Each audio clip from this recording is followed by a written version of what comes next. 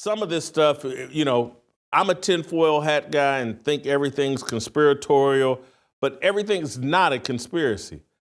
Many things are just God moving chess pieces, or everything is just God moving chess pieces on the board. A lot of things work for good. And this next one here is going to be like, nah, man, she's a feminist. Nah, man, she bent the knee to the woke crowd. Look, man, Caitlin Clark is just a child. You don't give up on children. You don't give up on young people. She made a mistake, in my view, probably not in hers, bending the knee to these woke idiots and talking about she's here to uplift black women, blah, blah, blah. And everyone, because we got this religion of worshiping black women. She stepped out of line. She's not doing what we're seeing from a lot of male athletes that are like, nah, I'm here to uplift Jesus Christ. Black women, y'all uplift Jesus Christ too, and that'll lift y'all up. Instead, Caitlin Clark's somewhat bought into the bogus deal that it's her job, that she's some sort of God and she needs to uplift black women instead of letting Jesus Christ. Let them black women fall in line with Jesus Christ and watch what Jesus Christ will do for black women. Caitlin Clark can't do it. Sabrina Ionescu can't do it.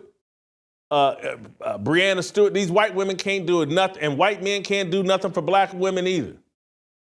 But Caitlin Clark's a child. And the next thing you know, Tyrese Haliburton starts becoming a superstar, not quite on Caitlin Clark's level, but now he's a superstar as well. They're both in Indianapolis.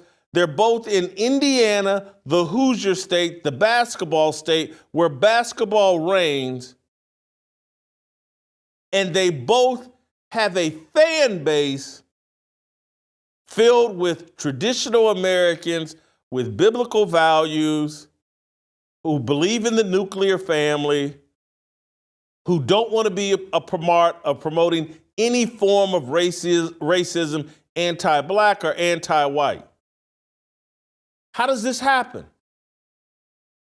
A year ago, who would have thought the two most entertaining, interesting basketball players would be playing in Indianapolis in the same arena, representing the same city, and would become friends? There's something going on. And we don't give up on sports. We stand our ground. We maintain the hope. We support the people and things about sports that we like, and we work to change and to reinstill biblical values in sports because we founded this. This is ours. The same way you want to defend America and say, hey, man, me and my ancestors, we did this here in America.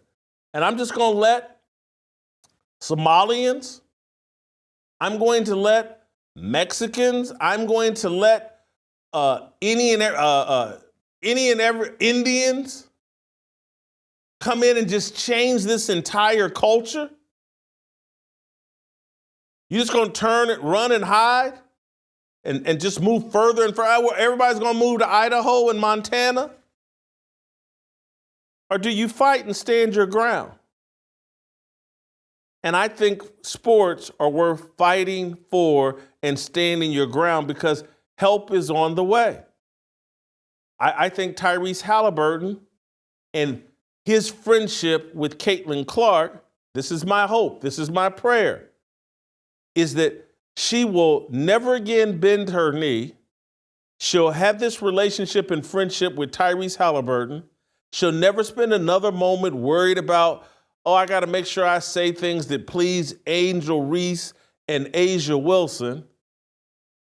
And she'll return to that Christian, Catholic education, discipleship that her parents raised her up in.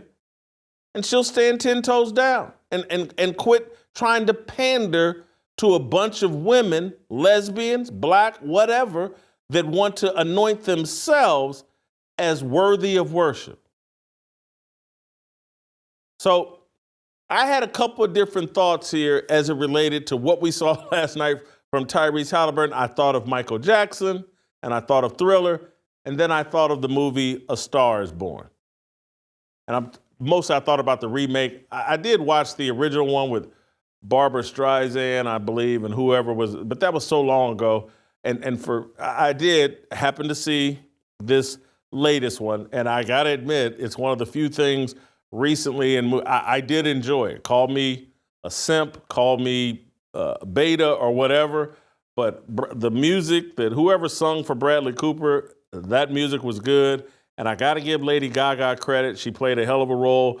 And anyway, I just thought of, like, well, that's what we got going on here with Tyrese Haliburton and Caitlin Clark. A Star Is Born.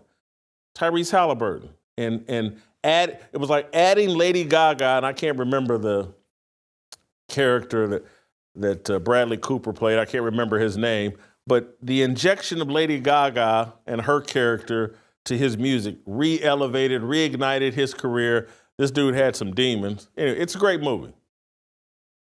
But we have two stars being born. Our one showed up a star and now has created another star. And you can't tell me that this is just coincidence, that this is just luck, that this is some sort of rigged job that the NBA and WNBA are pulling off. I don't care if the Pacers get swept the next 4 games. Something fascinating has happened here. You're going to see corporations, they will have no choice. You would have to be retarded, and look, they are capable of being that retarded. But you're going to see commercials promoting Tyrese Haliburton and Caitlin Clark any and everywhere. They are a dynamic basketball duo that, for the most part, stand for all the right things, and they're worthy of our support. Be mad at me all you want, and you're wasting your time following sports. Nothing coming out of a television screen other than, me watch. So I watched this Philip Anthony Mitchell, now this minister out of Atlanta, 28-19. Obviously I watch Vodi Bakum and John McCarthy, but I've spent a lot of time watching this Philip Anthony Mitchell out of Atlanta.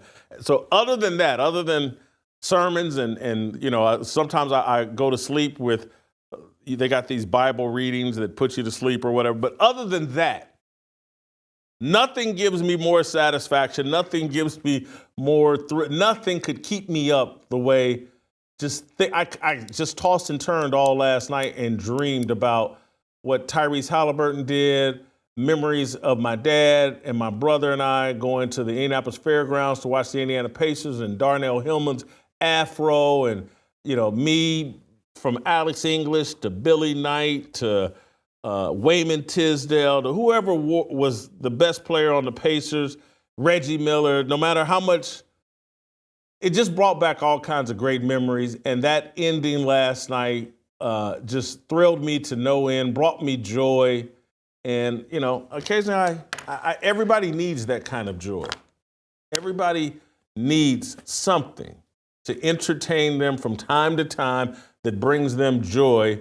And sports does that for me, and it can still do it for us. And we should not give up on sports. It's ours. We did that. Don't give it to them. Just because they've stolen it and hijacked it for the moment doesn't mean they get to keep it forever. Don't miss a second of Fearless. Hit that like button and subscribe to keep up with our latest content.